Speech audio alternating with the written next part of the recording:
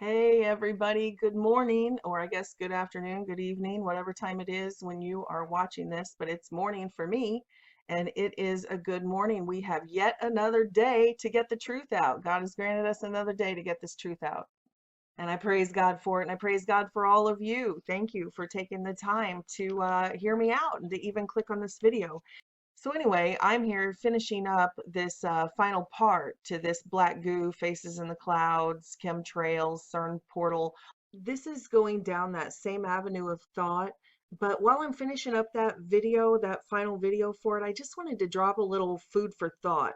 For example, some of the things that have been rolling around in my head and the Lord won't let me sleep until I get up and say some of this are I want to talk about, well, one, I want to talk about the Rh negative deception, Rh negative bloodlines, and the nanotechnology, I want to do a sort of introduction to what I'll be talking about in this next video that I'm working on right now.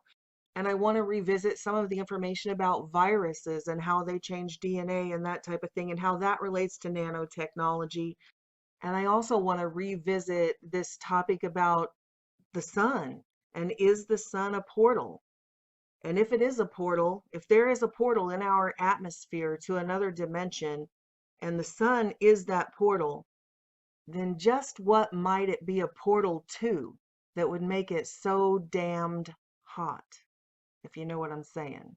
So I want to talk a little bit about all of those things, and then I want to play a pretty long clip from a conference, an old conference from the 1990s. As I was gathering up all of the clips, you know how I do, I gather up all of the clips from the seminars and the conferences and the news interviews and all of that type of thing. I noticed that I was grabbing several from Dr. Karla Turner. So this is Dr. Karla Turner. I know a lot of you already know all about her, and me too, but it's always a good refresher to listen to what she was saying back in the 1990s. I feel like she was just really way ahead of her time. And since she's no longer with us, the things that she was discussing 24 years ago had to do with what we're talking about right now, with programmable matter and virtual reality and artificial dimensions. But she was discussing many of these things before it was in the mass consciousness, before everybody had a general understanding of artificial intelligence, AI, and virtual reality. And now it's been mainstreamed enough that I think people can understand a lot more of what she was saying. But now she's not here to say it. So I thought it would be a good time to resurface some of her work, because I would just hate for her work to get lost. You know, it's been buried so deep now in the search engines, and buried so deep because all of the, the MUFON movements and all of those movements, they kept going while she is no longer around to have her voice heard in those movements, and they veered off in another direction.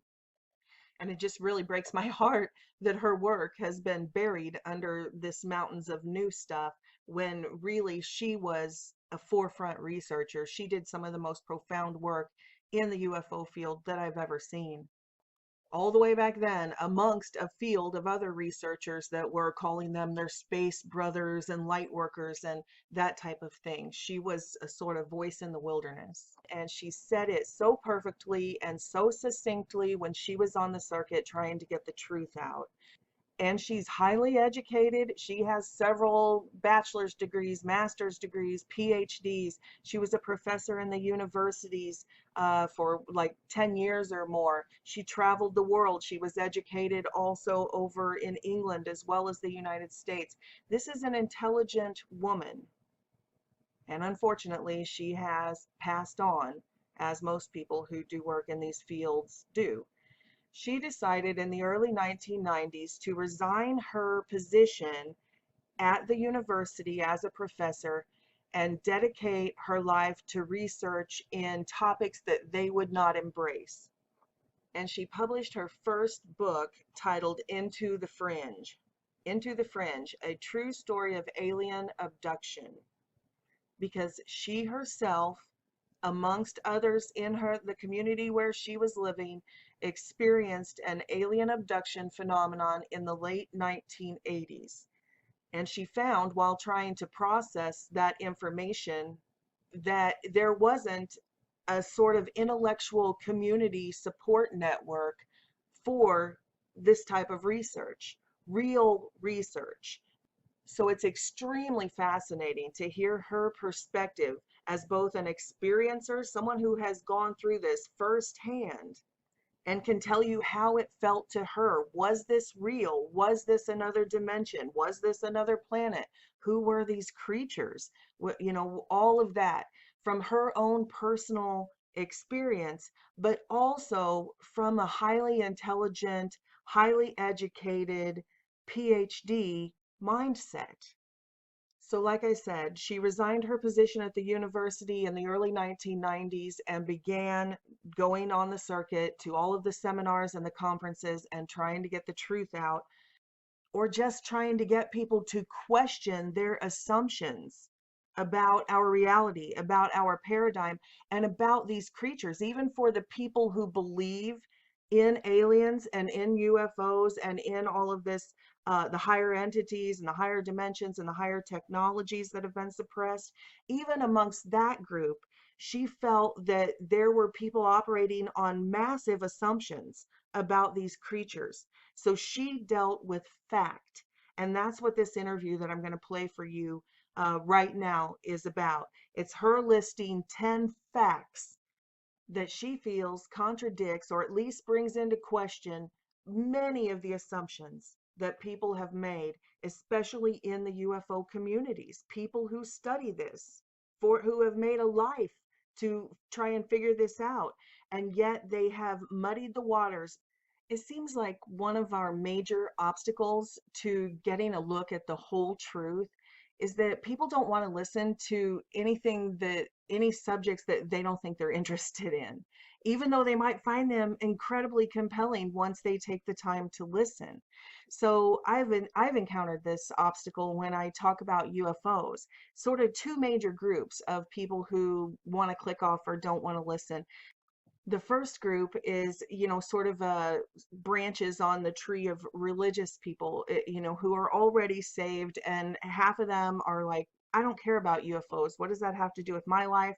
They just don't want to listen. They'll listen to the really spiritual videos. They'll even listen to dimensions, things like that, because they want to know about the heavenly realms, but they don't really want to hear about UFOs. And even amongst the Christian community, who's well aware what UFOs are and who the Nephilim are and the sinister motives of the alien agenda and stuff, even a lot of them are like, yeah, we know that. Like, we don't care, move on. So they won't watch it either. But there's still a ton of information on this subject that isn't out there. And that's why I like her work, because she really goes into the fringe of it instead of just regurgitating all of the, you know, the mainstream accounts that you've seen Hollywood make movies on, Fire in the Sky, and, you know, just doing that over and over. She talks about what really happens during these accounts. She doesn't gloss over all the high strangeness, the really, really strange stuff, so that it'll be more believable to the masses that, you know, extraterrestrial life could exist. She doesn't leave out all of those details that people report.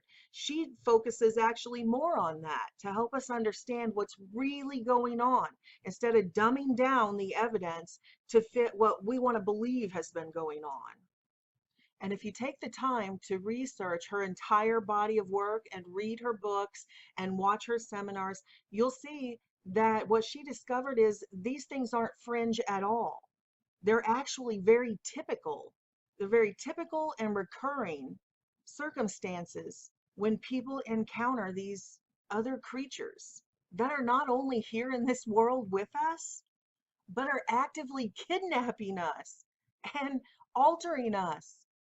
In my opinion, there couldn't be a more important topic for humanity to be discussing.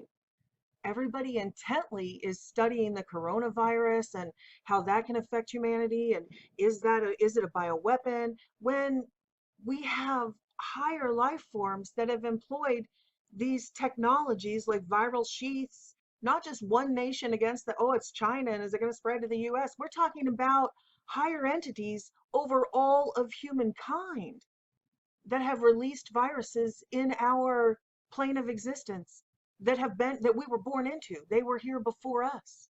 If you're worried about biological weapons, this is the level you need to be thinking on. So it's a shame when people are dismissive of certain topics. And the other one are the UFO communities that are full on into UFOs and alien encounters, and they spend all day watching these channels that have, 10 million subscribers or 5 million subscribers who do nothing but show strange objects in the sky like every single day. And they don't really have any answers or anything, but these people who are interested in this topic will listen to them because they've been funneled through this bottleneck of like the Ancient Aliens programs or MUFON that have a very mainstream, even the disclosure groups, they don't really want to disclose anything. They want to keep people bottlenecked into this ideology of who the aliens are and where they're coming from and what their motives are. Many of them just seem to be okay with just going on like business as usual, like watching this stuff as if it's entertainment. They don't really want to be bothered with the idea, the monumental reality of what's going on here.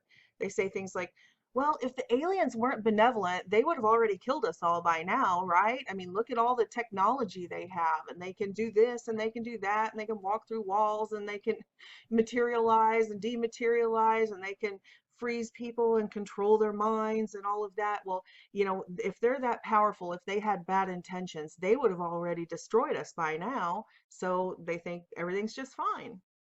They've been so programmed and propagandized by all of these, Hollywood releases and the books and all of it, the War of the Worlds and Invaders from Outer Space.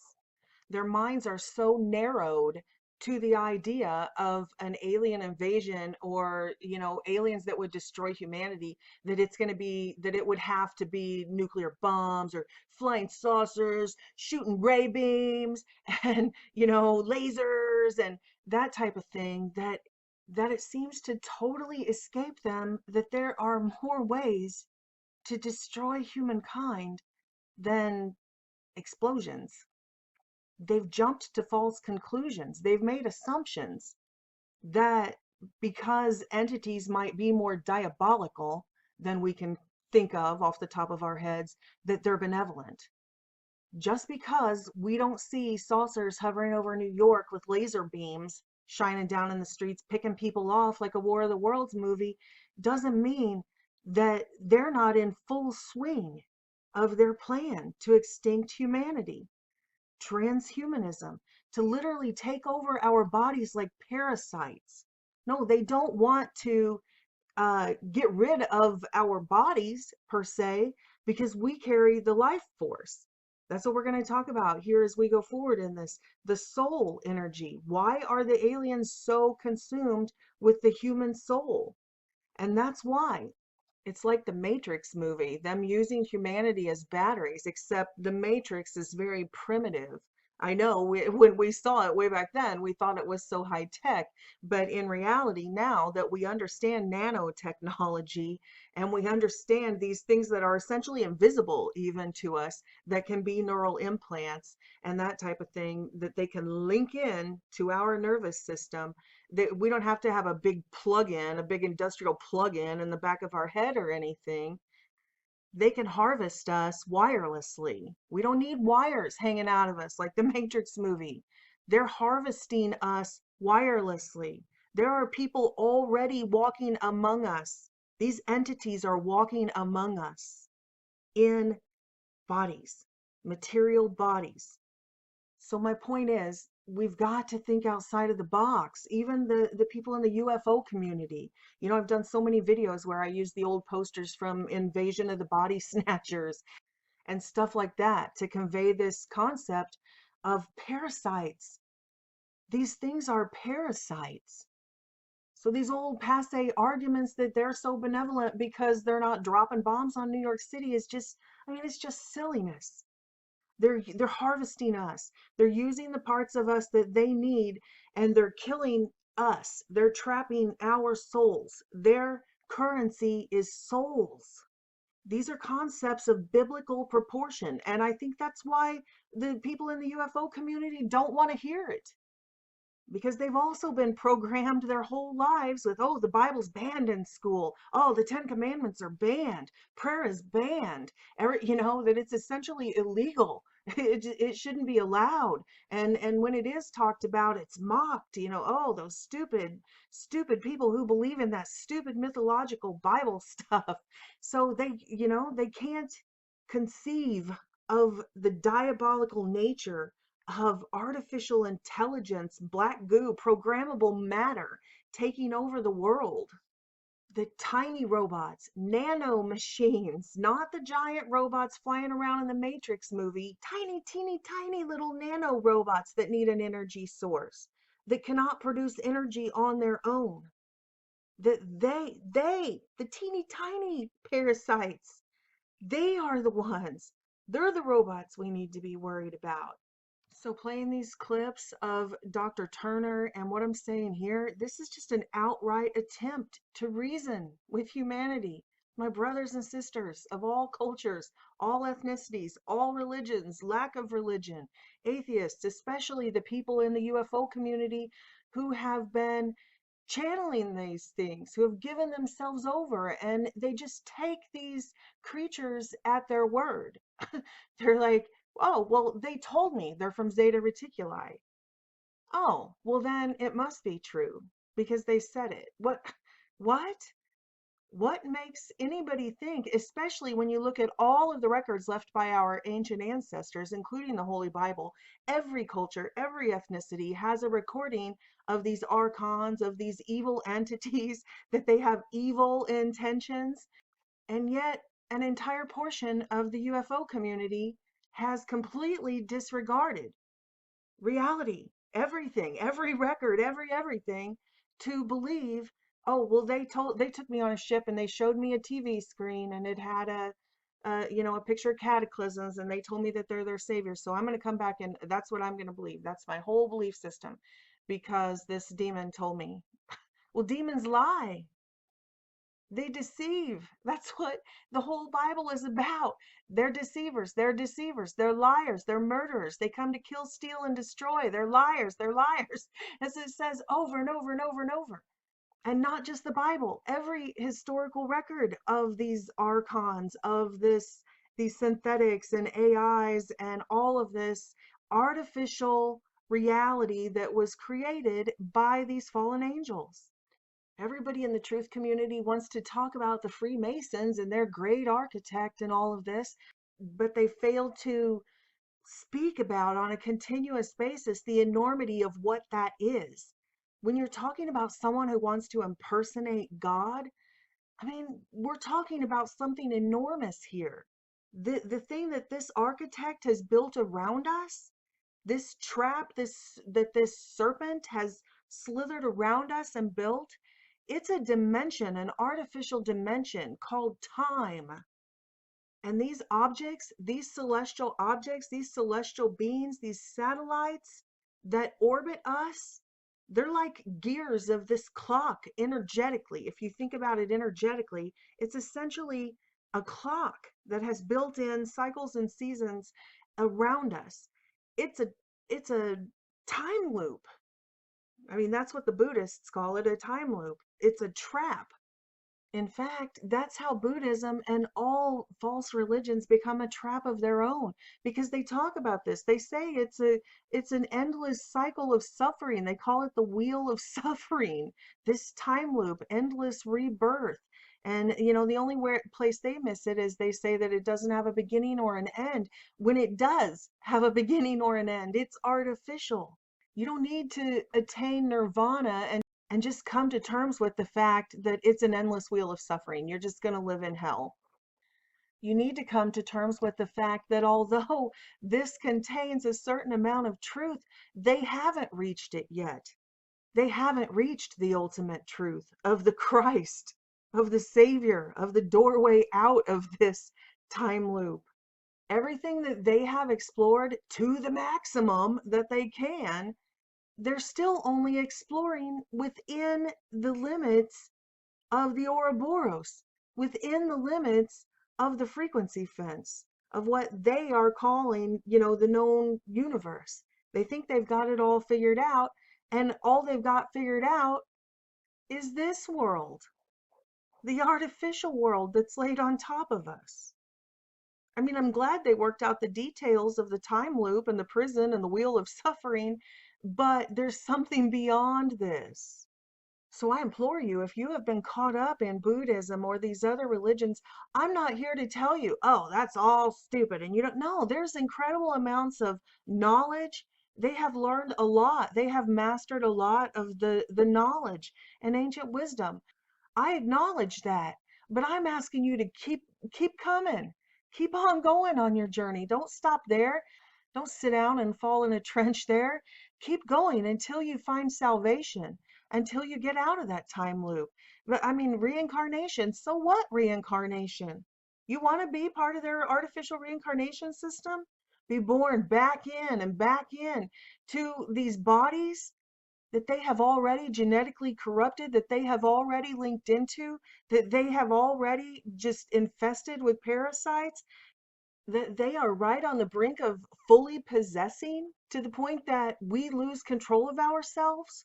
We completely lose control of ourselves, just like the Matrix movie, where we are a possession, possessed, where we are literally possessed, where we become nothing more than self-replicating robots, a convenience that they don't have to make robotic bodies for the artificial intelligence, that we're self-replicating, that we have our own built-in energy source, that we draw from the source because they are disconnected from the source, God.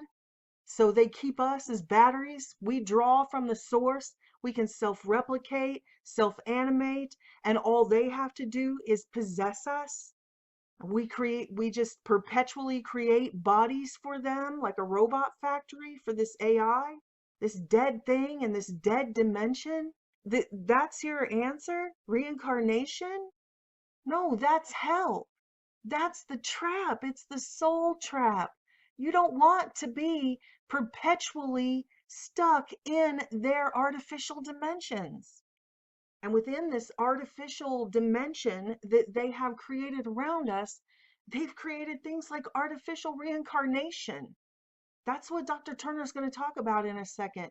In these alien abductee reports, the things they talk about, the technologies they have seen with their own eyes of extracting souls from people, transferring souls from one person to another, cloning programs, breeding programs, just crazy stuff. But if you really listen and you put it in the context of real science and all of the historical documents we have from our ancestors and everything else, it's not crazy. It's not fringe. It makes perfect sense. We just need to think bigger. This isn't about politics. They've got us looking through a microscope when we need to be looking through a telescope. And obviously, I don't mean that in the sense of we shouldn't look into quantum particles and smaller things through a microscope. I was using that as a saying, a cliche, that they have us focused on such small things in our reality, like politics and politicians, when we need to be focused on the bigger picture.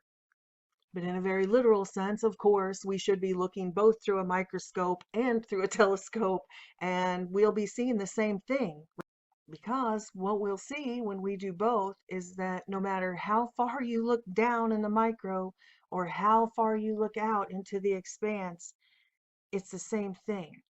Whether it's enormous energies moving around us, which we call planets, or comets even coming in from larger trajectories and passing through, no matter how far you look out, or if you look down into the atom, and you'll see the electrons doing the same thing around the nucleus. Of course, it's important to understand both, especially when we're talking about nanotechnology through this series. This is actually a hydrogen atom, but I'm going to use it as a model of the universe for a reason. And we'll talk more about the hydrogen atoms and carbon atoms when I finish out this series, which isn't going to be in this video here. But for right now, my point is that there are real celestial beings, real celestial objects, real stars from the kingdom of heaven in the firmaments above us. So if you envision that as here, this is God's cycles and seasons, God's zodiac. God has placed everything in place. But then inside here, in these other dimensions, the lower dimensions around us, if you envision the nucleus as Earth, then they've placed their own, the fallen celestial objects, celestial beings, in gears around us in here to create their own cycles and seasons and calendars and scripts. So that's what I'm talking about. I'm certainly not saying that God didn't create all of these celestial objects and that there isn't a real morning star, Jesus Christ, that is going to be dawning on all of creation. But this sun that's here next to us, that's the serpent. That's the Ouroboros. That's their sun god, as they say. If you go back and you look at all of the ancient art, their sun actually has a cobra head coming out of it all the time in all of the ancient art. It tells us who this sun is. And it says it's their sun god. It says it's Lucifer. They have the serpents on their forehead, on their pineal gland. This is who they receive their information from. It's like wireless technology, Wi-Fi, Li-Fi, remember? Like I've talked about. This is the thumbnail I used when I broke the video down on that. That it's Li-Fi, going into the network. That's why they have the serpent on their foreheads. That's the mark of the beast. All of those pharaohs, all of those rulers, all of the ones we have alive today who are walking among us, they're part of a wireless Li-Fi network. And they want us all linked into it. They want us to believe this is reality. This is all there is to reality. They don't want us to know that it's an artificial construct that they built around us. They want us to stay focused right down here in 3D, right? You know, like Madonna taught us, a material girl in a material world. And we've been programmed with it subliminally since we popped out of the womb. I mean, look back in the 80s, Madonna had the Illuminati symbol on the back of her jacket, back when she dressed like Cyndi Lauper, and nobody had ever heard of her. And nobody had ever heard of the Illuminati. There was no internet back in the early 80s. Most of us had like 3 channels on the TV, and there was no programming. There was an endless supply of movies and channels and billions of YouTube channels to watch and information. No, nobody had any information, but Madonna had information because she was wearing the Illuminati pyramid, the Luciferian great architect, on the back of her jacket from the very beginning back in the 80s. And it never stopped. Then we got the Super Bowl, right, where she's doing the ancient Egyptian thing. And now she's just the hag. She's just Lilith outright. Just kidding. Well, no, not really. But yeah, that succubus joke will probably bring a little witchcraft my way. So please pray for me and cancel any curses against me.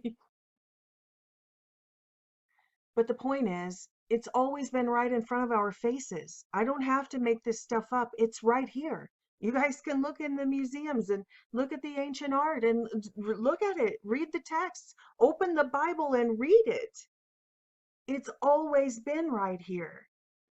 But sadly, a huge portion of our people, humans, are completely disregarding it. They don't even know that they're in a trap. So how are they? And there's a way out. That's the thing. We don't have to be discouraged or live in fear or be anxious. There's a way out. We have a savior. There's a portal out of this thing. We can get out. We're free to go. Hell is locked from the inside.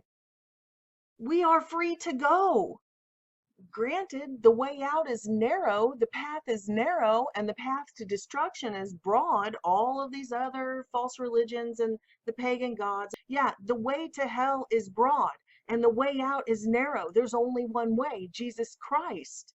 No doubt, you are going to need a savior. Whether you're too egotistical to admit that and humble yourself and admit that, you need a savior. That's the way out. Salvation. But it's free. It might be narrow, but it's free. It's a gift. You can't earn it. You don't have to earn it. All you have to do is receive it. Romans 6:23. For the wages of sin is death, but the gift of God is eternal life in Christ Jesus our Lord. It's a gift.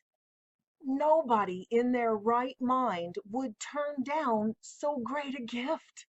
Who would turn that down? If Oprah Winfrey passes out cars to her audience, nobody's like, no thanks. They all take the gift. But God's passing out the key to get out of this hell, and people are refusing it because they're not in their right minds. And that's the point of this whole series. We're not in control of ourselves completely. And some people are completely out of control. They have been infested and taken over and propagandized and mind controlled to where they don't have eyes to see. And that's why we're here reasoning with them, trying to wake them up day and night. Hebrews 2:3. How shall we escape if we ignore so great a salvation? I'll tell you, you won't. You can't do this on your own. You are not going to make it out of here. If you really think you're that powerful, you're going to do enough yoga, say enough chants, listen to some binaural beats or something, and you're going to get out of this time loop by yourself, you have lost your mind and you need to take it back. God created a doorway. Jesus Christ is the doorway. We're free to go, but people don't even know they're in a trap. They're running around doing yoga poses. They're going to do it. Or they're going to upload their consciousness into this quantum computer and be in a fake dimension inside of a fake dimension, inside of a fake dimension, inside of a fake dimension. So they're just going to go further and further into hell when the doors open and they could just get out. Do you see what I'm saying? How monumental this deception is and how important it is to realize who these other creatures are and what their intent really is, and the fact that we are in the end of that plan. You know, when the Bible talks about the end of time, it means what it says. It doesn't say the end of the world. It says that the earth will remain forever. It says that this earth, that Jesus Christ is coming back to claim his kingdom. First, it's going to go through a fiery cleansing because all of this artificial construct has to be burned up. It says even the elements. So it's no small deal when we talk about programmable matter and black goo, matter, atoms. When we talk about the very periodic table, the elements, it says, will melt with fervent heat. So it doesn't matter if you're a New Ager and you're sprinkling fairy dust all around and talking about the elementals. Oh, those spirits who are elementals. Or if you're talking about the actual elements, like claytronics and programmable matter, artificial atoms, artificial constructs. Either way, it's all coming down. Not the earth itself, the overlaid dimensions. We're living in both simultaneously. We have a dual nature. We're bipolar right now. Only the artificial is coming down. The Bible's clear that the earth remains forever. Right here, Ecclesiastes 1:4. Generations come and generations go, but the earth remains forever. It's the end of the world as we have known it, and thank God. I'm pretty tired of it. I'm pretty tired of the pain and the suffering and the sorrow and the death and all of that. So it's their world that is coming down. There will be new heavens. It doesn't just say new earth, like the land is gonna be cleansed. It says our atmosphere, the heavens, the heavenly bodies, all of it. There will be new heavens and new earth. Revelation 21:1 says it. Then I saw a new heaven and a new earth. And listen to this, all of you who are hurting out there. I'm hurting too. God's going to take it down. They're not going to hurt us anymore. Revelation 21:4, just a couple of verses later, it says, he will wipe away every tear from their eyes, and there will be no more death, or mourning, or crying, or pain, for the former things have passed away. And the one seated on the throne said, Behold, I make all things new. Then he said, Write this down, for these words are faithful and they are true. So you can trust him. You can put your faith in God, and you can have a faith that can withstand the intellectual test. You can believe in science and believe in God at the same time. And when he says that the heavens will recede like a scroll and be removed, that the sky will be dissolved and the heavens rolled up like a scroll, he means it. And he is preparing our hearts right now. He's revealing the literal truth of his word to us right now. This really is, it's not a motto. This really is the Great Awakening. And he is giving us eyes to see, finally. He's giving us eyes to see what this is, where we are, what has happened, and who is this great architect that all these secret societies and mystery schools and stuff are built around. What is going on?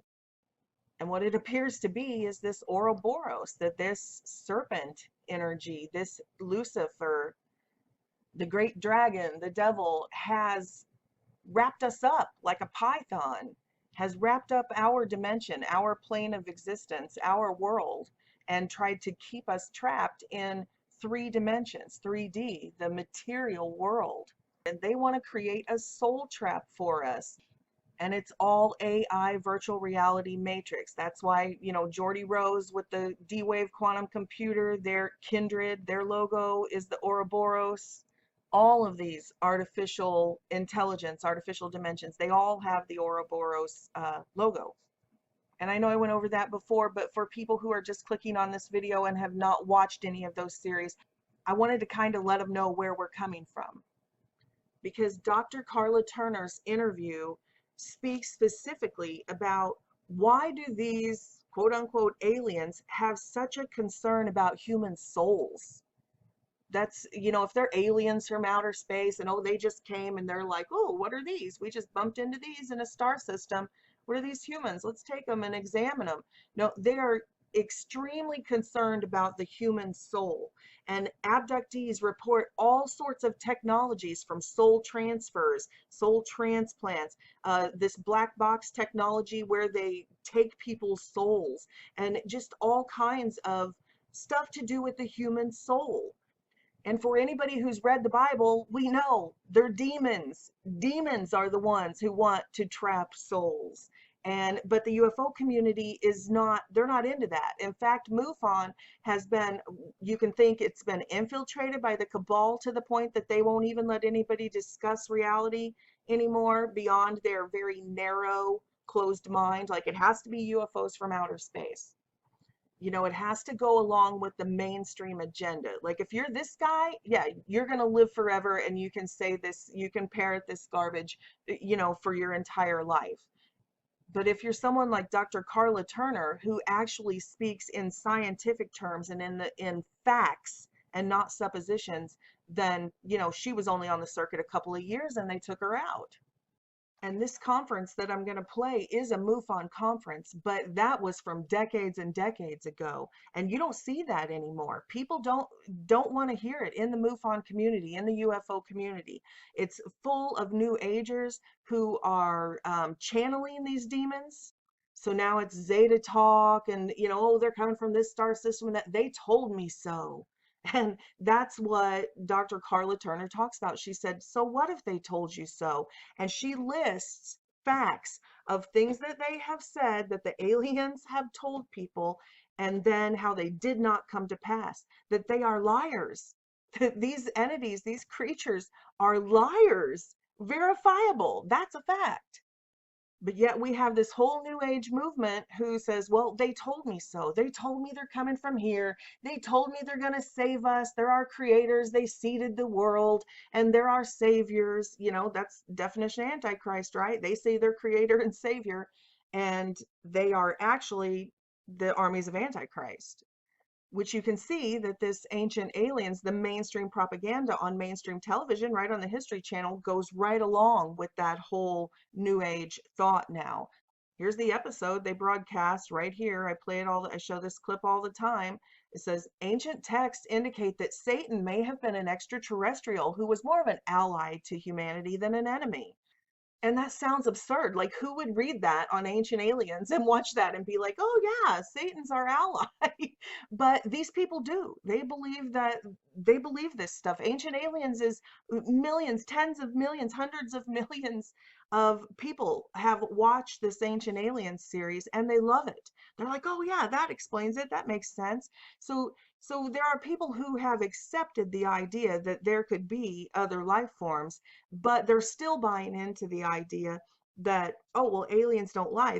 They showed these abductees, these movies on a screen of coming cataclysms and nuclear war and how they're going to save us. So it must be true.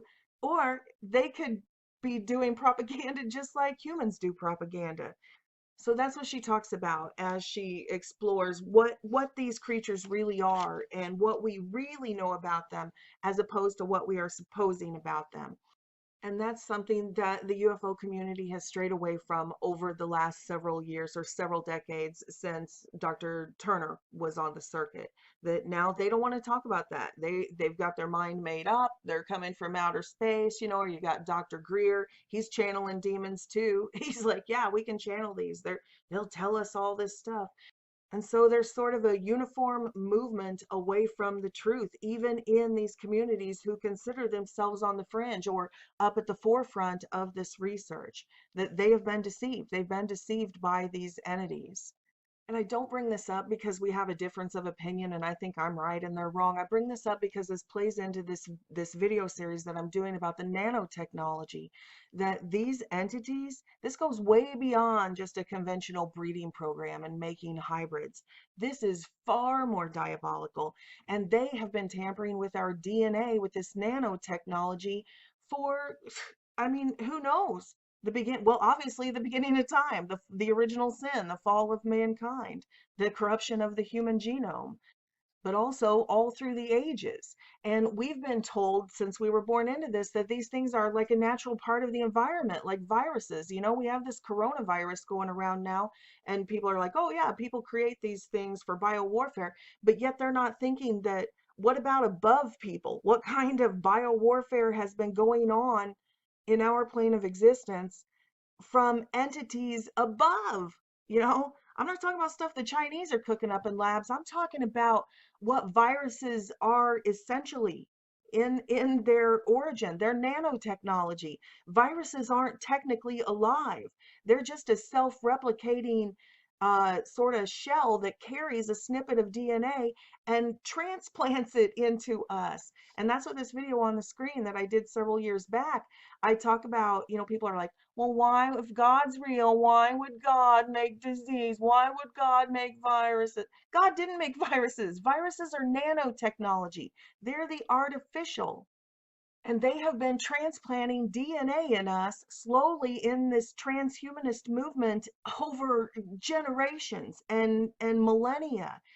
And right now, even the scientists can figure out, and I put that in this video, clips of the scientists giving their interviews, that 8% of the human genome right now is not human. It's been transplanted by viruses. Now, we don't know what all of that does, but they're able to determine through the different tests that at least 8% of the human genome has been transplanted by viruses. We are well into this transhumanist movement, way further, and I guarantee it's way more than 8%. But anyway, please go back and watch this. It's only 14 minutes if you haven't, because the things that we're going to talk about in this video, this long epic video that I'm finishing up right now, are way further down the road than this stuff. So if you're not even aware of that viruses aren't natural, that they aren't just naturally mutating things that have always been a part of the environment, then you know, you're not going to be prepared to hear the things that we're going to be discussing. In fact, I talk about in this video the actual historical records about the Black Plague, that right before that broke out, and all the genocide on all the peasants happened, there people were, men in black hooded robes and stuff, were spotted in the area with some sort of staff, which was a spraying mechanism, spraying a cloud or a fog around. And then the black, I know what we've been taught in textbooks. I know what they say started it and all of that, but I'm telling you what the historical records say. So here's 15 minutes of that might prep you. And another video that has tons of information on this nanotechnology that has been implanted in us. Again, if you haven't watched the last two videos that I've put up about the 100 missing stars and then the DMT dimensions, or the artificial dimensions, the black goo, programmable matter, then some of this information in this RH negative video is going to be lost on you. But if you watch all of these together and you can see the bigger picture, it's like, oh, I can see now. This video, the RH factor deception, the RH negative deception.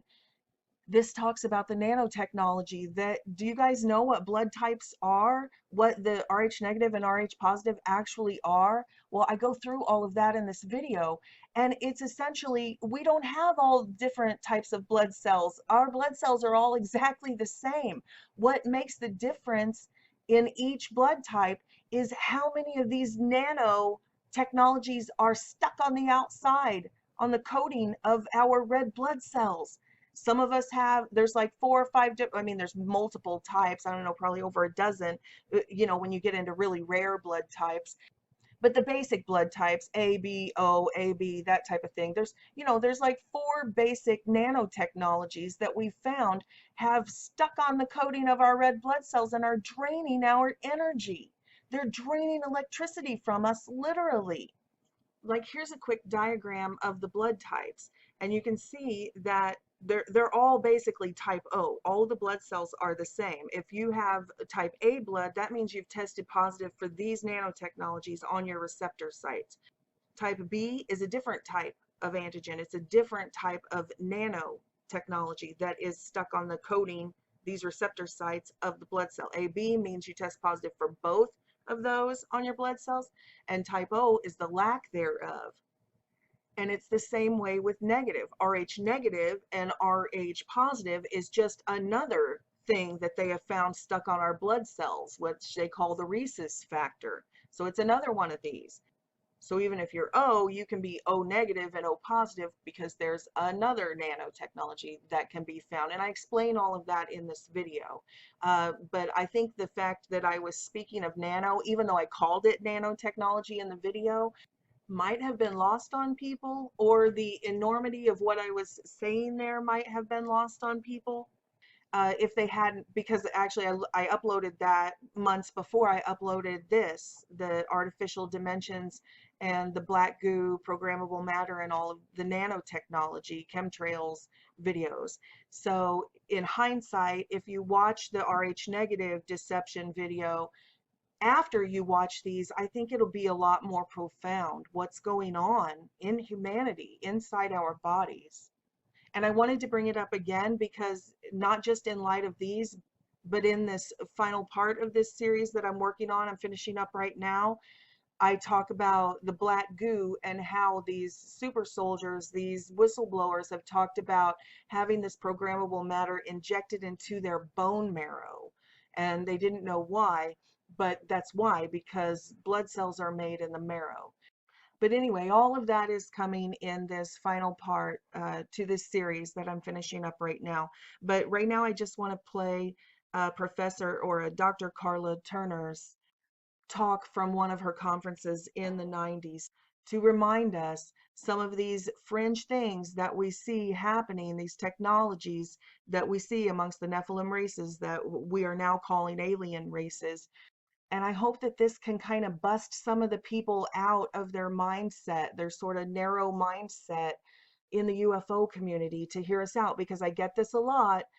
People will say, oh, you really had me. I was really enjoying it till you brought up the Bible, till you brought up God, till you brought up Jesus. Well, they can handle the Bible in the sense of ancient aliens, like, oh, you've misinterpreted the Bible, because that's what the aliens tell us, right? Oh, well, we're angels. We're just not, what you've been told. We're coming from the stars, and all they do all these sort of mind games. So hopefully this will get people thinking outside of the box and get them to hear us out. So here is Dr. Karla Turner. There are so very few things I'm willing to call facts. The list is very short. So today, instead of regaling or educating or entertaining you with abduction case reports and photos of the body markings and the drawings of the spacecraft and aliens, which I have done and could do, I would prefer to take this opportunity of perspective, which is of course the theme of this MUFON symposium, to share with you my list of facts, and then try to take you beyond the fringe of this phenomenon and into the heart of the abduction scenario.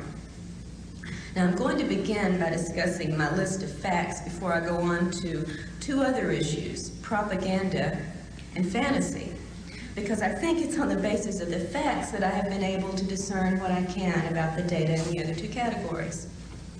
So this will be a very short list. I hope you'll follow along with me. Facts. Fact number one, we do not know with any certainty exactly what these entities may be. Extraterrestrial, interdimensional, terrestrial in origin, some combination of all of the above, something we have yet to even dream of.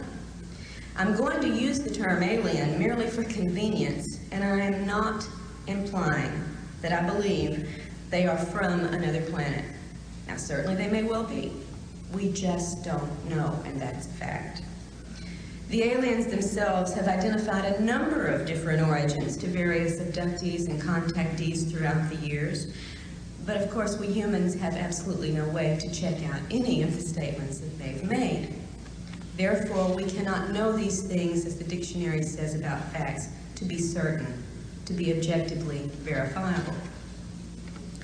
Fact number two, and I'm stating this with all of the tact and diplomacy and self-control that I can, and those of you who know me know I have very little. At least some of the aliens are liars. Through the past decades, the aliens have made, and you all know this if you're familiar with your ufology history, have made various predictions and promises and given a number of very specific warnings about impending events. And we have these documented at least since the early 1950s. And you and I all know, when we look at the record of what's happened since then, that very few of these things, and none of great consequence, have come to pass. This is not a reliable source. I would like to illustrate just from personal experience one such scenario that should make us question the things we are told by these creatures. In Into the Fringe, I recount the story of a young man that I had known since he was 11 years old. He and my son grew up together. His family and I were close friends, and I have a great deal of confidence in who this person is and his personal integrity. He went through an intense series of encounters and abductions, as we all were doing in this particular group during 1987 and 88 and 89. And one of the entities with whom he had repeated, almost regular contact was an entity who described itself as an interdimensional being, stating that its group was 10th dimensional and knew about the 11th, the way we know about the 4th dimension. This entity would appear in various physical guises during its encounters with James. Sometimes it would be a nebulous form, sometimes it would be a human-looking woman, but sometimes only her head, sometimes her head and her hands if there was something she wanted to show him. So it varied. At one point in an extraordinary weekend of events, which are recorded in detail in Fringe, James was compelled to go out of state to a particular area. He was at his grandparents' house and was abducted in the middle of the night and taken to a hill a few miles from there where this woman materialized in full form this time. All the body parts were there. At that time, she told him that within 5 years of that date, he and a few other people, including us and several others in the area, would be activated to perform our jobs, our tasks. That it didn't matter where we would be at that time, it didn't matter what we were doing or what we wanted, we would do our jobs. The woman told him he would know this was true because she was going to give him a series of predictions of events that would come to pass from this date through the 5-year period. And she began by telling him about a situation that was occurring right that moment several states away with people he knew, so he could check this out to see if it was true. He certainly did. We all checked it out, and it was exactly true. What the woman had told him going on in the other states actually had happened, was verifiable. Of course, this made of James a believer. James was a valedictorian in a private, prestigious school. He had a career ahead of him where the sky literally could have been the limit. But the woman had told him in 5 years, you will be turned on to do your job. It doesn't matter what you're doing or where you are. And you will know this is true by the things that occur.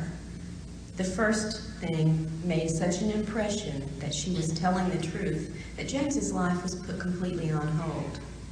He dropped out of college, he gave up his plans for a career, his personal relationships became irrelevant, and he thought, I've only got 5 years, I should party, I'll make enough delivering pizza on a part-time basis that I can do the things I need to do before they take me over. Of course, none of the rest of the events occurred, but his life was effectively altered to his detriment by the lies that he had been led to believe. And you know, the best way to get someone to believe a lie is to sandwich it between a few truths, which is what, of course, the woman did. The 5 years, by the way, ended in August of 1993, and we're all still doing what we want, where we want, and we're not doing our alien jobs. The aliens have given a number of stories to people throughout the years about who they are, where they're from, and we have a list, if you compile this, and at one point I think I tried to, a list of planet origins for these beings that include everything from the planet Lanacane to Banlon. They also have given us a variety of explanations as to why they're here and why they perform certain procedures. Often, however, these explanations are contradictory. And without going into a great deal of detail, I will point out just one example. I report on this in the book Taken. Several people, abductees that I have personally worked with, have been shown cloned bodies aboard craft or in facilities. And we'll talk a little bit more about the details of these in a moment. Just for purposes of the deception and the lying capability, I will use this little story. Pat, who's one of the cases in my book, was shown a copy of her body that was in storage with a number of other human bodies. She was told it was for the resurrection. And now, if you know your Bibles, you know when the resurrection comes, we will all get new bodies. Pat was raised in a very simple Christian fundamentalist background. The aliens, throughout their encounters with Pat and her family, had used the religious symbolism to bond with the family and to instill confidence in them. They'd even had Jesus beam into the room at one point when the Greys were abducting the grandmother and say, "It's okay, they're with me." Pat was told that this body, this cloned copy, would be her new body for the resurrection, and this was extremely moving and religious for this woman. However, another woman, also reported on in the book, was shown a copy of her new body in an entirely different scenario, of course, and was told, in fact, if she didn't cooperate with the agenda the aliens had picked out for her, she could be replaced with that body and nobody'd ever notice the difference. And in a third case, we actually had that occur on a temporary basis. A woman was abducted on her way to work and shown on a viewing screen her clone going to work in her place, and nobody knew the difference. So, are these bodies for the resurrection, blessed by God Himself, or are they threatened potential replacements? Aliens didn't get their stories quite straight in those cases. Fact number 3. In encounters, the human's perceptions are controlled, as are the human's conscious memories. Now, you already are very familiar, probably from the work of Hopkins and Jacobs and others, with the concept of screen memories, especially at the onset or at the conclusion of an abduction event, right? Someone may see a strange owl instead of the ET, or a little gray rabbit by the side of the car instead of an ET, or a beautiful deer, whatever. We're familiar with these screen events. What we may not be familiar with is the fact that the screen techniques go well beyond such temporary uses in the phenomenon. And we'll talk about that a little more later also. We're talking about control in fact number 3. It's also a fact that the perception of pain can be controlled and is controlled during these encounters with the particular abductees, as are feelings of physical pleasure, often sexual pleasure. And of course, the human's emotions are also controlled during these encounters. The fact is, you are in control of these creatures during every encounter to some degree, more or less, normally more. Fact number 4, false memories can overlay and disguise the actual events of an encounter. And even with regressive hypnosis, the abductee may recall false scenarios. I'm not talking false memory syndrome as so much has been ballyhooed lately in the press. That's not what I'm talking about.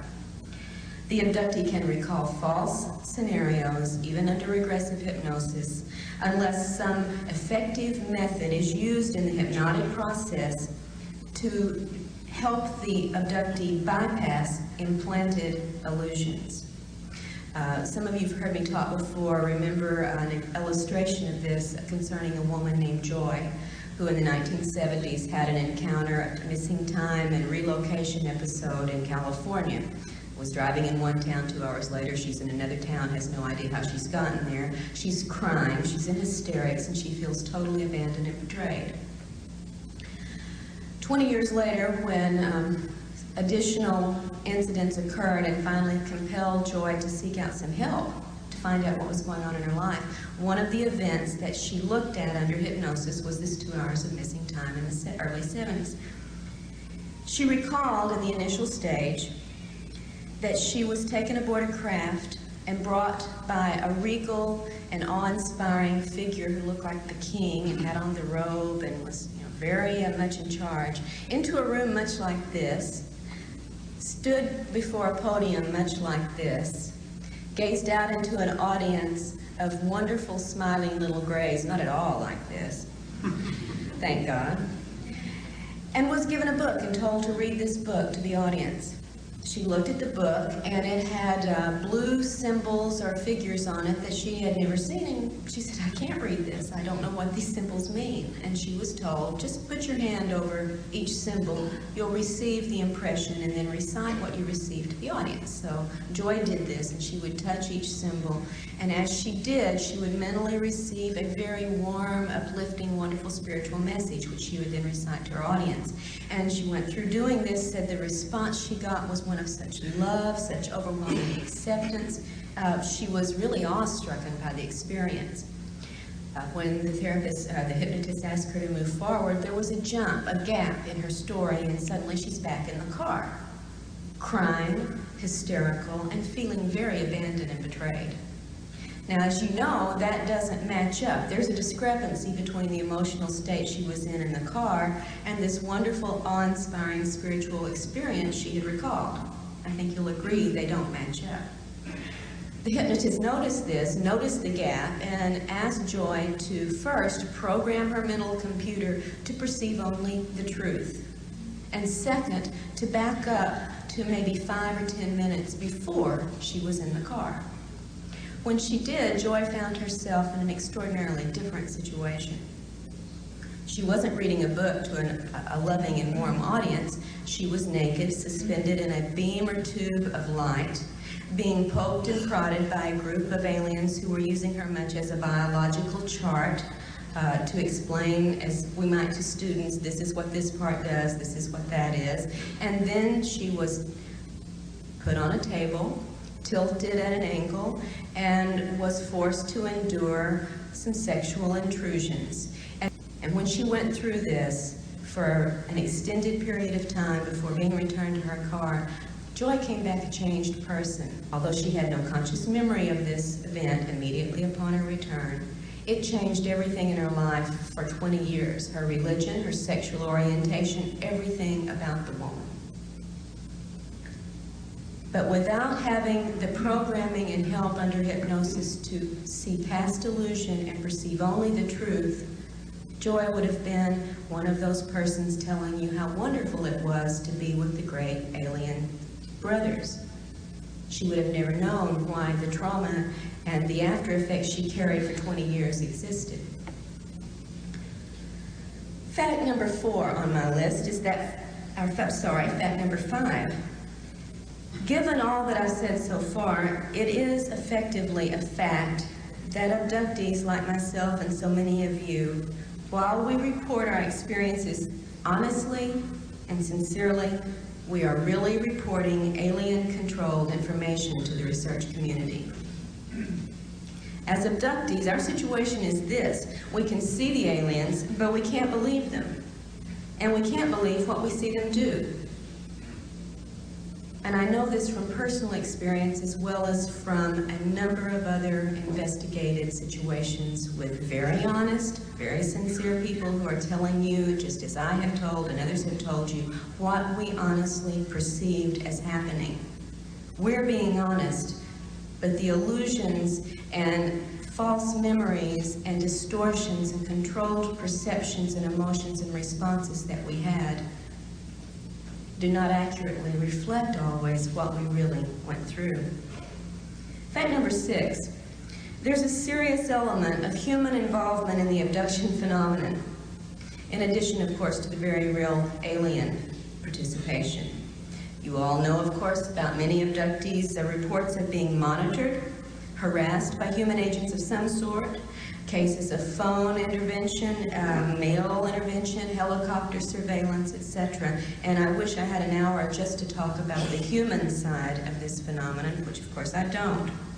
Now, in Into the Fringe, for instance, I did report about my husband's abduction and interrogation and threats by the military group in 1988. Similar, at the time, I had never heard of such a thing, and I found it even more disturbing than the alien encounters. Similar reports, though, have been made by a number of other abductees, some of whom I'm sure you're familiar with, such as Leah Haley's case, Alicia Davison in California, and some of you may be surprised to know Debbie Jordan. And part of her experiences reported a very similar human abduction and interrogation. It just never quite made it into print for some reason. In Taken, there are 4 more accounts of women whose lives have been intruded upon by what seems to be military human forces. And although I'm not at liberty, as so many of us aren't in this field where confidentiality is everything, to present to you the hard evidence that we have been able to gather in some of these cases, I am convinced by the evidence that we do have in a number of these cases, it's not an alien illusion of military. We've got names, dates, places, bases. It's real. Fact number 7. Whatever else it may be, the abduction agenda involves quite physical aims and procedures. And much of what we see in these procedures goes well beyond the alleged aim of a crossbreeding program. If you think the aliens are only interested in making hybrid babies, then I invite you to figure out what these following procedures have to do with the process. First, you're aware of the various types of implants into numerous areas of the body, into the brain, through the ear, into the neck, into the spine, into the legs, the hips, and even in one man's fairly notable case, into the penis. Some of these implants have been seen on X-ray, CAT scan, and MRI. Some of them never show up. Some have been physically recovered. But so far as I'm aware today, and I do invite those who may know better to please correct me on this, whatever analysis has been performed on these objects has not given us any sensational new information. We still don't have any proof of what these things do in our bodies. What about the insertion of wires and tubes into abductees in the chest, in the kidneys, the ovaries, the wrists, the knees, and the feet, as well as the taking of human body fluids and the injection of unknown substances into the body in various locations. What about the brain operations, which in the statistics that I've been able to look at in a very general way without running them through the computer, seem to turn up as often, almost as often at least, as the reported taking of sperm and ova? In the cases reported, the individuals who've undergone or think they've undergone, because you always have to have that in the back of your mind, given illusion, who have undergone these experiences use almost identical terms in reporting what has happened to them. I felt like my head was opened up and my brain was taken out. What about the deliberate pain experiments meant to produce levels of pain in the abductees, apparently for the measurement, study, or pleasure of the aliens who are observing them? I reported on one of these with James in Into the Fringe. He was put through an extraordinarily torturous and traumatic experience, having holes drilled in a row through the top of his head. He received an apology for this. Sorry, but we had to do it. But no explanation for why he had to do it. And most people are not given an explanation. What about the other bizarre tests and procedures that are reported time and time again? Abductees immersed in water or some liquid in which they're then forced to breathe the liquid. I think Hopkins and Jacobs have made this fairly well known to you. They now include it as one of the standard procedures. What does this have to do with crossbreeding? Are being forced to eat or drink unknown substances that then produce a variety of after effects on the abductees. Angie, reported on and taken, was given a bitter red liquid to drink, passed out immediately, and came to in a very passive, hypnotic state in which she then went through an interrogation with a number of people. Ted Rice, another case that I've been working on for a couple of years, as a child was given a pill to eat or swallow that then produced on the 10-year-old boy the effects of an aphrodisiac. What about being forced to engage in a variety of sexual, not reproductive, but sexual situations with alien beings, with human-looking figures, and with other abductees? Frequently, the alien sexual activities are reported to be carried out by reptoid-looking beings, but not always. We've got reports of gray sex, hybrid sex, and Nordic sex, among others. And just as in one of Hopkins' recently reported scenarios, I think it was on television last year on sightings, I described and taken how Lisa, one of the abductees reported on here, was forced to have sex with another abductee in one of her encounters. It was an extremely poignant situation after the fact. The man told her, apologized to her, told her how sorry he was that he was being forced to do this to her. He said, "They've been taking me since childhood. I don't know how to stop it." And he gave her his full name. That's all he had in his control to do. What about the cloning? I mentioned this earlier. And I'm not talking about just the potential and I think very evidentially supported idea that the little gray workers you're also familiar with, like the little guy down here on the floor, are cloned, produced, manufactured like, we do Fords, Chevys. Not just this kind of cloning of the same sort of creatures to go out and do the work, but also the cloning of human bodies, which, as I said, have been shown to abductees. Sometimes they match and are identical to the human in the situation. Sometimes they're just a bunch of identical bodies, inert adult bodies. In one case, a man was taken to a facility in which he saw a room in which there were about 40 inert human bodies, 20 male, 20 female. The males were all identical to each other. The females were identical to each other.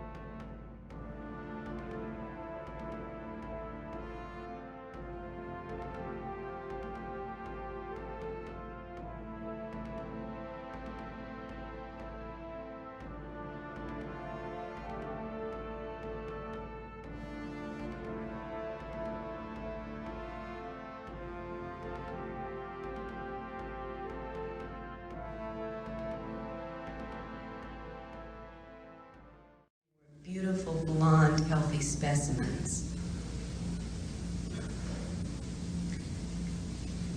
What do these things have to do, is what I've asked you to think about, with the crossbreeding agenda? Fact number 8. All of the things that I've described to you so far are part of the aliens' physical aims and procedures. But that isn't all there is to their motivations. The agenda also involves the long-term psychological programming of the abductee. It targets, among other concepts, our social and personal relationships, our sexuality, our political ideas, and our religious and spiritual concerns. For instance, many of us, through our experiences, and I think I could get a show of hands on this, are made to be highly suspicious of our government. Now, perhaps with good reason. And in general, we become less trusting and intimate with people outside of this field, and very paranoid often of people within this field. As one of the women in the book, Jane, in Taken, has said, the aliens had fostered in her mind a mistrust of the government. Certainly it has changed most abductees' spiritual concerns and social agenda. With Pat, also reported on in Taken, the aliens, as I mentioned earlier, used a religious approach in their contacts with her, telling her very early on that they were angels, but, as they said, not as you've been taught. And they even had Jesus, as I said, appear in her bedroom to give us okay for a subsequent multiple family abduction event that occurred that night. Pat told me about this as her brother and sister, who also remembered the event, and said that Jesus had blonde hair and blue eyes and was very beautiful and wonderful. Now, I pointed out that, this is physically inconsistent with the historical Jesus that we know about from the Bible. He certainly probably didn't have blonde hair and blue eyes, and Pat could only say, well, this one did. I just want to jump in here for just a second and point out, I know most of you who are watching this already know, but just in case there are some people watching this video this far into it that don't know about the return of Christ, I want to point out that Jesus is not coming on a UFO. And I know that not because it's my personal interpretation of anything, but because Jesus Christ himself warned us about this particular deception.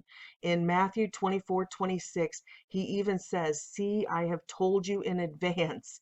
He's saying, I'm telling you ahead of time, this deception is coming, do not believe it. So starting at verse 25, he says, see, I have told you in advance. So if they tell you, there he is in the wilderness, do not go out. Or here he is in the inner rooms, do not believe it. Do not believe it. For just as the lightning comes from the east and flashes as far as the west, so will the return of Christ be. So the return of Christ is what we have been talking about, this event horizon that is so large that the sky splits open, the dimensional barrier is shattered, the return of Christ. That's what we are looking for. As the lightning flashes from the east and as far as the west, that every eye will see what, a lot of people are calling it the plasma storm, the plasma lightning. There's a lot of people talking about the event horizon, but what they're talking about is the return of Christ. So if it's a guy, an Aryan clone, a blonde-haired, blue-eyed clone riding around in a UFO, that's not him. He says it right here in the Bible, out of his own mouth, see that I have told you in advance, so you won't be deceived. I just wanted to get that out of the way, just in case there would be people who just don't know about these topics yet, that now they know. He's not coming on a UFO. On socio-political terms, abductees often find themselves obsessively interested in ecology, animal rights, globalism. On more personal terms, abductees often go through specifically sexual obsessions, dysfunction, and compulsions. Now, because of the personal nature of sexual situations, I'm sure that so many of these reports I wish we had available to us are not well known in the abduction data body, such as other things like sperm gathering, ova gathering, fetal extractions, baby presentations, and so on. Now, I know those two are very intimate and very personal scenarios, But it seems that we humans are even more sensitive about our sexuality. And if you've ever known someone who's had a sexual assault, no matter how traumatic, unwelcome, intrusive, and criminal the event may have been, the person tends to carry, without a lot of help to get over it, a sense of shame and responsibility. This is also true for abductees. In private, although these reports are not often made public, in private, abductees have reported not only straightforward sexual encounters during abductions, as I mentioned earlier, but also the aftermath of such encounters on their lives. You might be surprised, and again you might not be, to know how many abductees report obsessions or compulsive masturbation after their experiences that they do not have control over. Overwhelming sexual appetites. Conversely, the loss of all sexual appetite or the fear of sex, as well as sexual obsessions with people the abductees normally would never be attracted to. Fact number 9. With their advanced technology, the aliens can create virtual reality scenarios that are usually absolutely real to the perceptions of the targeted abductee.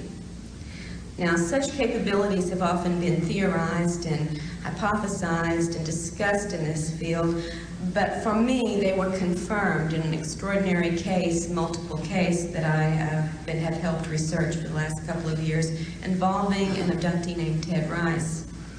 This is the one story I do intend to tell in detail before going on. In the early 1990s, Ted was in Florida visiting an old friend named Marie, and she had also invited a third friend, a woman named Frances, as a house guest. Ted was in one room. Marie and Frances went to bed in twin beds in the other room. Shortly after going to bed, Ted heard his hostess Marie screaming, "Ted, come here quick." And he hopped up out of bed, ran down the hallway, and as he approached the other bedroom, he could see a blue glow coming through the open bedroom doorway. When he walked inside, he saw a very strange situation. His host, Marie, was pinned as far away, up against the wall, as far away from the bed area as she could, staring fixed at one of the twin beds in which Frances was still lying. The bed was surrounded by a large, spherical, blue energy field of some sort, through which little lights seemed to dart and move. Frances was raised in a slightly raised position, just as she had been starting to sit up in the bed and had been paralyzed in that position. Ted and Marie yelled at her, "Are you in pain? Can we help you? What's wrong?" She could barely hear them, and when she did answer them, they could barely hear her, and this is in a small bedroom. She, for several minutes, they observed, was carrying on a conversation with the ceiling. And then a few minutes later, she was carrying on a conversation with the foot of her bed. A few more minutes passed, and the sphere of electrical energy disappeared, and Frances was able to move again.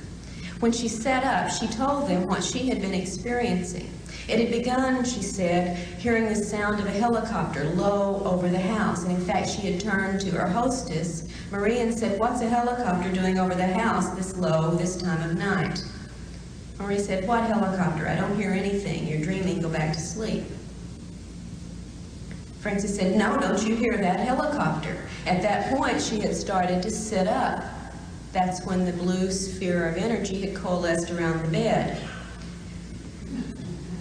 Frances told them after this was over that it had seemed as if the ceiling dissolved or disappeared, and I've heard this over and over and over again, and she could see through the ceiling up to the trees above the house where there was a strange crash. She had thought it was a copter when she heard the sound, but as she looked up, it was not like any copter she had ever seen. And within this were two alien creatures, which she described in physical detail, with which she carried on a conversation for several minutes. And then, she said, they came out of the craft and beamed down to the foot of the bed. "Didn't you see them?" And where she carried on another few minutes of conversation. When the sphere disappeared, so did the aliens, so did the invisible ceiling, and so did the strange craft.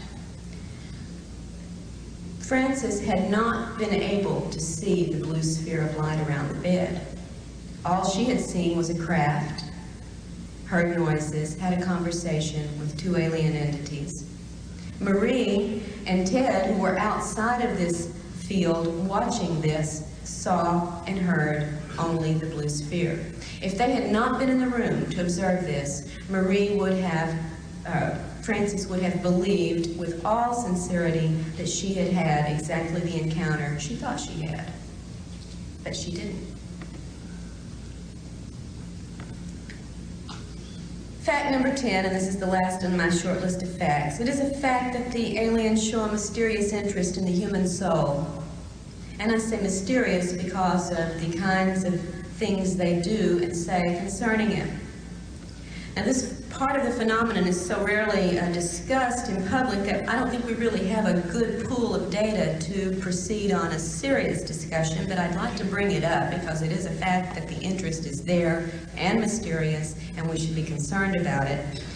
There are a number of intriguing reports that we could start with. For instance, a young girl who the aliens asked if they could borrow her soul. Two different abductees, totally different, totally isolated from each other. It happened to both come from the St. Louis area, both shown at the age of 5, a gigantic metallic spherical object somewhere in space, and we're told in essence it was the Soul Recycling Center. Reports of abductees who recall apparent past lives in which they've inhabited alien bodies with their souls. And even in one case, a man who watched as his young body was killed and his soul energy released, captured in a container, and taken to a new replacement body where it was reintroduced into the body through the technology of the little black box you might have heard about in some of these cases. For me, that's the end of my list of facts. So I'd like to move on to the other two categories, beginning with propaganda. Propaganda is defined as any association, system, or concerted movement for the propagation of a particular doctrine or belief. With me on that. What I've learned from my own experiences and the research into this field with others shows me that the aliens are clearly practicing such programming. And they are propagating a number of beliefs within abductees and through their reports to the UFO community specifically, and then to the population in general. They shape our beliefs in part, or at least our beliefs about them in part, by the physical appearances they appear to us, for one thing. And through the virtual reality capabilities that I just described to you, they can and do give us any illusion they choose during abduction scenarios. One young man, a young boy abducted with his grandmother in a situation I don't need to go into at this time, had brought into the room the grandfather. It just happened the grandfather had been dead for 6 years. Another case in which, many cases in which celebrities or well-known figures are used to, in a scenario, to persuade an abductee to participate in this or that other procedure. Jesus turns up very, very often, and he's always blue-eyed and blonde-haired. I'm sure that doesn't, maybe if we were in India, we'd get Krishna, I'm not sure. Masking entities when the illusions have been seen through, and they often are. And one I think particularly important, although I've cited it before, I think it's worth repeating and tell the entire account and into the fringe. A young man who was compelled to go out of his house in the middle of the night. As we, under control, you go where you're supposed to go, and there is some evidence we get up and take ourselves out to be abducted, whether we know it or not. Compelled to go outside for an encounter, and there, waiting for him, was a Nordic, a beautiful blonde woman. Probably the spitting image of Semyazi, who was waiting with open arms and a loving look, a little bit attractive, alluring look, in fact, for him to come into her arms. And she reached out for him and drew him towards her, and being under control, as we always are, he went for it. Expecting to get an embrace and a kiss, as the arms wrapped around him, the image of Semyazi disappeared. And what was holding him was not blonde, beautiful, or human. And what he got was not a kiss, but being thrown to the ground, pinned down, with claw marks the next day around his neck where this had been held down, while a 2-foot rod of some sort was rammed down his mouth, down his throat, into his stomach, where the extraction of juices then took place, leaving him with the external claw marks, the scraped throat, and the taste of bile for quite a while afterwards. The aliens foster a belief, I think, in their beauty and their compassion with us through such means as showing us pretty people. I think they realize we're not as smart as we think we are, and that we often equate beauty with goodness, and you and I both know that's not always the case. They also foster a belief in the alien-human crossbreeding scenario through such repeated procedures as fetal implants and extraction, sperm and ova gathering, baby presentations, and so on. But I think, as Stanton warned us early on, we should remember that without external confirming evidence, we cannot accept this as proof. If we believe the aliens in our race can interbreed, however, it serves a lot of propaganda purposes. It makes us think we have some shared commonality, which makes us more receptive to their presence and activities. If we think we share offspring with them, this belief binds us to them even more so, just as royal marriages used to try to bind competing political parties when one wanted control over the other. The crossbreeding scenario also can lead us to see ourselves as subordinate to the aliens and dependent upon them when they tell us this is the only way your race is going to be able to survive. And they reinforce our dependence on them by warning us of the impending disasters from which only they can save us. I wish I had time to discuss what they may really be doing with the sperm and ova and fetal material they take from us, but I have yet to see confirmed proof that it has anything to do with hybridizing either their species or ours. Through the manipulation of what we think they're doing and what they tell us, they also propagate the belief that their intrusions are ultimately beneficial in purpose, in spite of the fact that so much of the specific abduction events are painful, traumatic, and debasing to the person involved. We have many well-known accounts, abduction accounts, or should I say contact accounts, in which a person has been given a very positive, spiritual experience, sometimes with physical healing or expanded intelligence, psychic abilities, and these abductees feel very compelled to go out and tell you about their situations and proclaim that the spiritual benevolence of the aliens is all there is to it. And such reports can almost make you forget about the numerous other reports in which abductees experience great pain, suffering during their abductions, as well as severe, sometimes even fatal physical after effects and emotional distress afterwards. Some apologists for the aliens call such problems unfortunate but unavoidable, as if they were privy to the do's and don'ts of the alien conduct.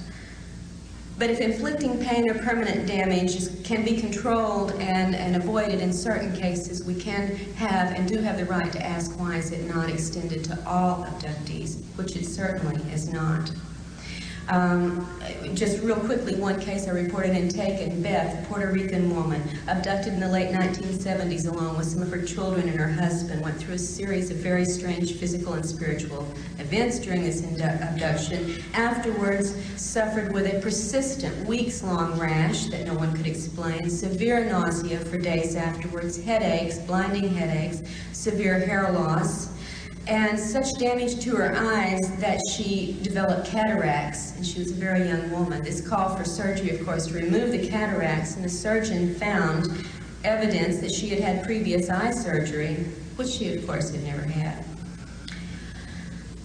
We have reports over and over of diseases, distress, sometimes fatal situations following immediately upon abductions, as well as the wonderful healing cases that are out there. They do exist, but if they exist for one, why do they not exist for all? And I think we need to ask that.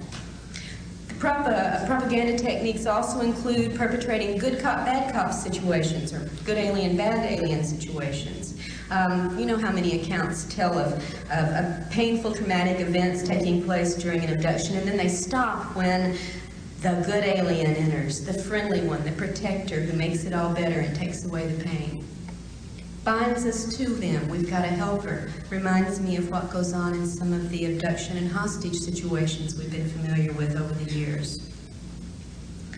These things tend to instill in the abductee a sense of awe, a sense of fear, a sense of vulnerability, and in a very, very strange way, a sense of bonding and identification through that protector alien figure, making us subordinate and vulnerable in our relations with them.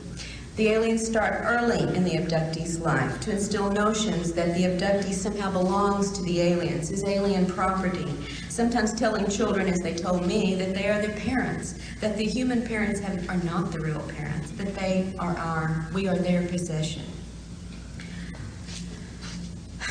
Aliens say they have the right to do the things they do to us. They never show us, however, the warrant for that right.